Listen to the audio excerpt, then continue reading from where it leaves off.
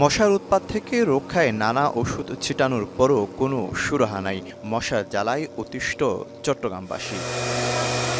এবার নগরবাসীকে স্বস্তি দিতে মশা মারার অত্যাধুনিক প্রযুক্তির কীটনাশক বিটিআই বা বেলিসাস তুরিনজেনসিস ইসরায়েলেন্সিস নিয়ে এলো সিটি কর্পোরেশন। পাইলট প্রকল্পের অংশ হিসাবে পরীক্ষামূলকভাবে নগরীর বাকলিয়ার সৈয়দ শাহ রোডে নালায় ছিটানো হয়, যেটিতে 2 ঘন্টার মধ্যেই মারা যাবে মশার লার্ভা।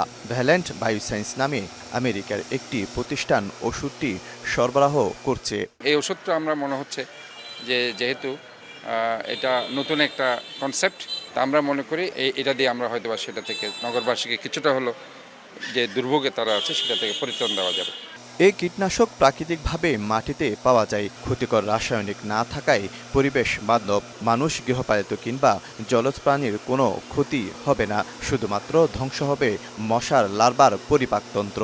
ব্যবহারে পানি, বায়ু ও স্বাস্থ্য ঝুঁকি নেই, কম খরচ ও আছে দীর্ঘমেয়াদী সুবিধা। পরীক্ষামূলকভাবে কার্যকর হলে চুক্তিতে রাজি সিটি কর্পোরেশন।